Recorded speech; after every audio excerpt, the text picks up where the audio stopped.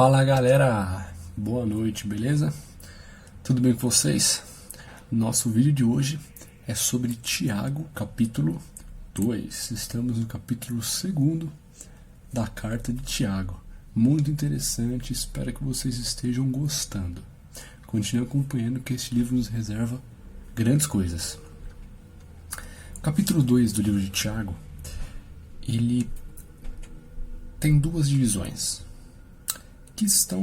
Tem duas partes que estão ligadas entre elas. A primeira parte, ela vem falar, nesta primeira parte Deus fala que nós, como cristãos, não devemos fazer acepção de pessoas, ou seja, discriminação. Não faz sentido eu falar que eu sigo a Cristo, que eu sou cristão, e eu fazer discriminação de pessoas, seja pela sua etnia, pela sua religião, pela sua espiritualidade, pelo seu dinheiro, pela sua intelectualidade, qualquer tipo de discriminação. Não faz sentido eu falar que sigo a Cristo e fazer acepção e discriminar pessoas. Não faz sentido eu tratar o rico de uma forma e o pobre de outro. Tiago vem fazendo uma pergunta retórica. Por acaso Deus não escolheu os pobres para que fossem herdeiros dele?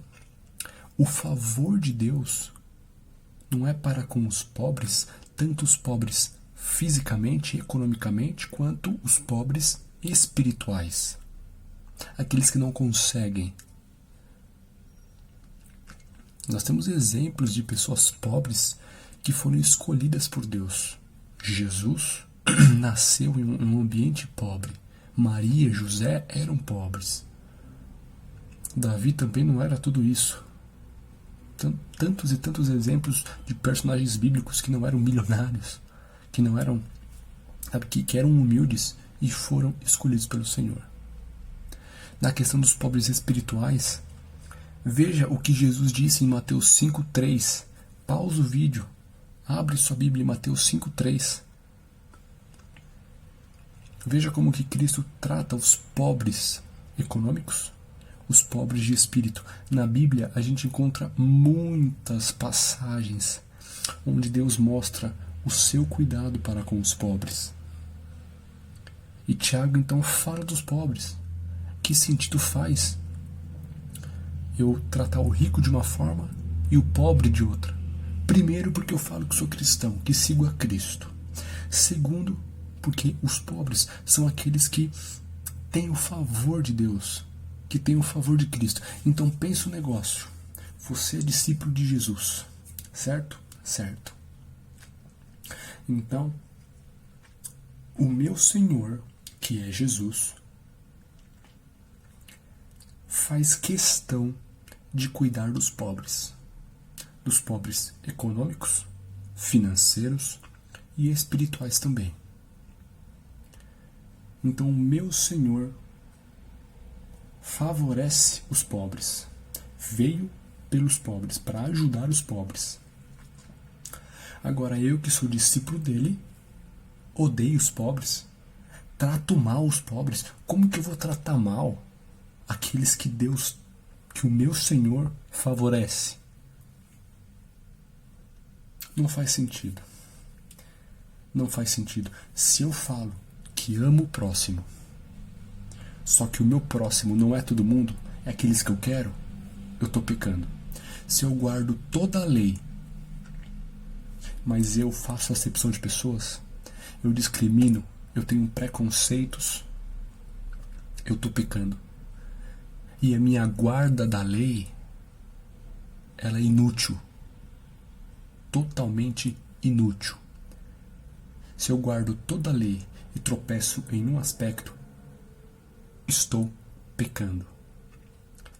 A discriminação, a acepção de pessoas não é uma falha, não é um mau hábito, não é um defeito, é um pecado que pode custar a salvação.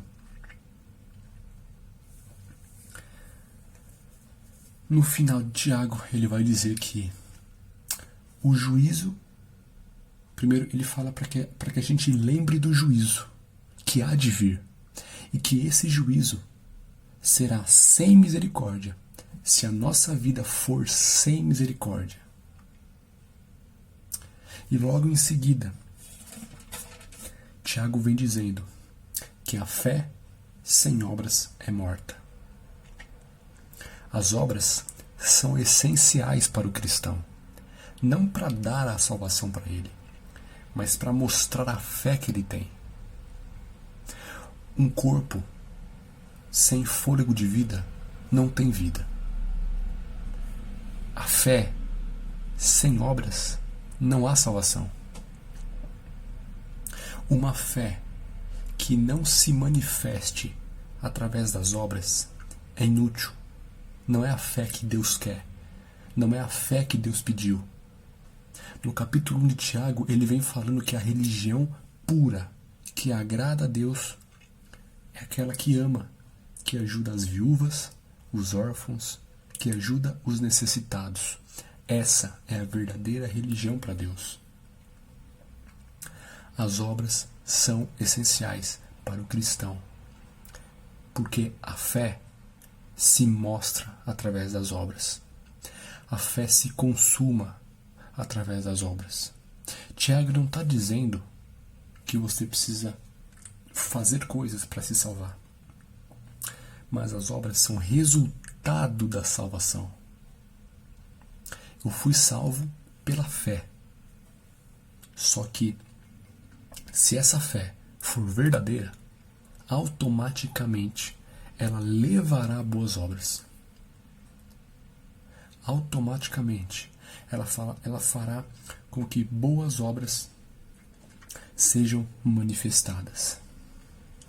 A fé sem boas obras é morta. Fé sem obra é inútil. Não é a fé que Deus pediu. A fé de orar em casa, ir à igreja, voltar para casa e viver no mundo como se as pessoas não se importassem, como se você não se importasse com as pessoas. E isso inclui a acepção de pessoas. Ter fé, ir na igreja, fazer rituais e viver no mundo como se ninguém se importasse, como se eu não me importasse com ninguém, não é a fé que Deus pediu. Pensa nisso. Lembre-se que crer em Deus e ter fé, até o diabo tem. Crer em Deus, até o diabo crê. Entendeu como as obras são essenciais não para se alcançar a salvação, mas como resultado da salvação? Cristo fazia boas obras, porque ele estava em comunhão com Deus. E assim como foi com Abraão, como foi com Raabe, que são exemplificados no capítulo 2 de Tiago. A fé mostra quem está as obras mostram quem está em verdadeiro contato com Deus, assim como manifestou para com Cristo, para com tantos personagens. A fé é mostrada pelas obras. A fé se consuma pelas obras. A fé mostra quem está em verdadeiro, as obras mostram quem está em verdadeiro relacionamento, contato e aliança com Deus.